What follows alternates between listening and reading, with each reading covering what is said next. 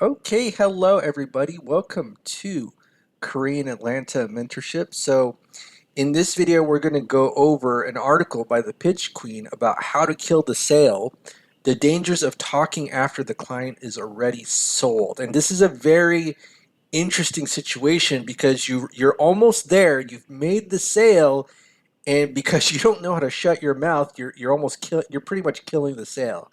I don't think people talk about this too much, but this is a really great article. I just want to go over it with you. So let's just read together. Tell me if you've ever been in this situation.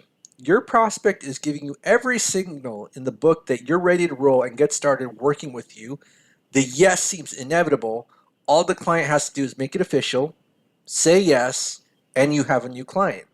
Finally, the prospect says, that is exactly what I want. Let's do this, right?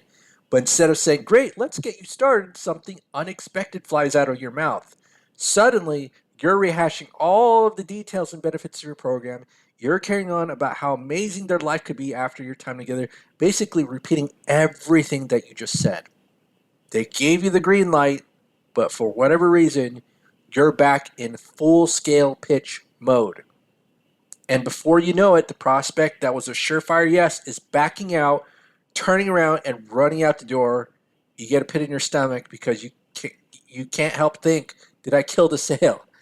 That's the danger of continuing to sell when a prospect is already sold and ready to start working with you. It's a sneaky way that people talk themselves out of your offer and you kill the sale, and they usually don't realize what they did until it's too late. So, author and activist Shiv Kara once said 90% of selling is conviction, 10% is persuasion. If your client comes to you with a need, they've already got the conviction. It's up to you to guide them to a decision with a little bit of persuasion. But here's the trick in sales, the decision has to be the client's idea.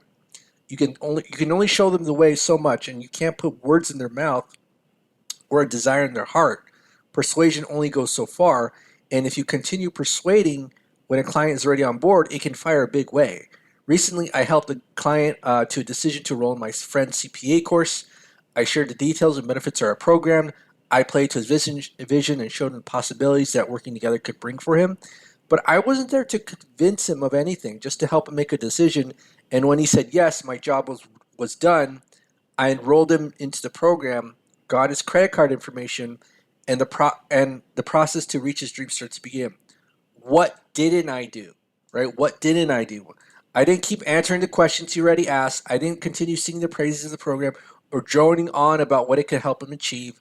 I simply enrolled him, welcomed into the program, and started a set date for him. That's the key. When they say yes, the only thing that should come out of your mouth next is let's get you started. And yet, so often, the moment a client gives us the go is the moment when the pitch goes back to high gear. It's as though you've already won, but you think the game is still on. That's often the moment where the client that was sold starts having second thoughts, and the client actually talks themselves out of the sale.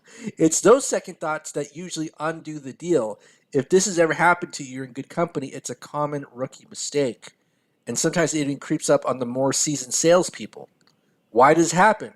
Sometimes you doubt your own years after they say yes. Other times it's excitement or fear. Maybe it's just a case of inexplicable jibber jabber. But whatever the reason might be, the root of that fatal error is often that the biggest problem that we have encountered as salespeople is making the sale about you instead of about the client. So as the salesperson, you need to show the client it's their choice to buy, not yours. The way to do this is taking your ego out of the picture, detaching from the outcome, and staying in a neutral state. That means turning your attention to the client because the more you focus on the client, the less you'll worry about persuading. You'll be there with them. You'll not listen more than you talk. You'll guide them to their decision of their needs, and if you'll be a lot more likely to stop selling when the client says yes. So how do you move away your attention away from yourself and onto the person you're serving? One of my favorite ways is establishing rapport, finding common ground, making your story into their story. How does this work? Let me share an example. A while ago, I was talking to a prospect who just happened to grow up in the great state of Minnesota, and what a coincidence it was, I was born there. So naturally, sharing that detail helped us break the ice, get the conversation started. Great way to build rapport, relationship with your prospects, and of course, that brought her to a new curiosity about me. Lots of questions: where I grew up, neighborhoods we both knew, favorite pastimes. But this is where I use our common ground to set the stage for a future client. instead of making a sales call to my life story, I worked her into the conversation, focused on her and not me. After telling her that I used to be a figure skater, true story, I asked her what she liked to do. It was the perfect moment not only to keep the rapport going, but also to step back and give her center stage. And from there, I let her do the majority of talking, took the pressure off of me, helped me focus on her needs, and kept the conversation flowing the right direction. When you stop worrying about the sale and focus on the client relationship, not only is it a big stress relief for you, but it's also the client subtle buying cues a lot easier to spot. Why is this so crucial? Because knowing when the client is already sold is your cue to stop selling, right? So there's a little bit more to this, but I think this is incredibly important that sometimes what happens is that we're always in pitch mode and we have a desire to talk about ourselves rather than when we get the cue, yeah, I'm ready to buy, just take their order and shut up, right? Learning how to shut up is one of the most important skills that you're going to have, right? Like I don't know if it's from insecurity or just again rookie mistake, which is what I this article itself just is so beautiful because I don't even like I just read it word for word and I love it, right? It talks about all the things that can go wrong and not only about what you should do but what you should not do, right? And why you should not do certain things, which is talk too much, right? So it says what didn't and this is in capital letters, didn't I do? I didn't keep answering the questions already asked. I didn't continue. And that's the other thing too, is that if the client is convinced or sold, we don't have to tell them how great X, Y, and Z, whatever it is that we're selling is, right? Because most of selling is about them having the conviction that is what they need.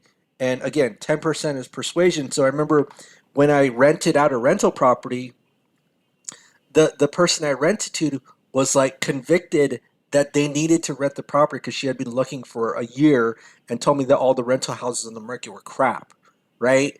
Whereas every other prospect tenant was just not taking the process seriously. So that's why I essentially selected her. And the fact that she gave me a 14 grand check, that's a story for another time. But once she gave me the check, I learned to shut up, and then I cashed the check. Right?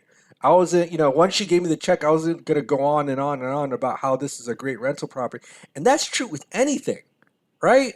We all got to learn to shut up if we're salesmen, and then we probably need like a shut up boot camp or something like that, because because the biggest issue that a lot of people when they try to sell is they just go on and on and on about the product and not understanding that sales mostly is an identifying game rather than a convincing game, right? There 10% is persuasion, but the persuasion has to happen. Most of it is just building trust with a random stranger out of the blue who has a need to do business with you, right? But I'm going to go ahead and put this article in the details of the YouTube video. But man, this is a great video, and this is really important. That as we're on our journey to make money, we got to learn how to shut up, especially if we're doing one-on-ones with potential clients.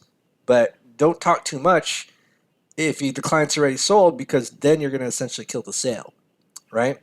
All right. Well, this is Korean Atlanta mentorship. So hopefully, if you made this mistake, you realize the error of your ways and not make it again. But we've all made that mistake, especially as rookie beginners, mostly out of insecurity. All right. Well, have a great day, everybody, and we will speak next time.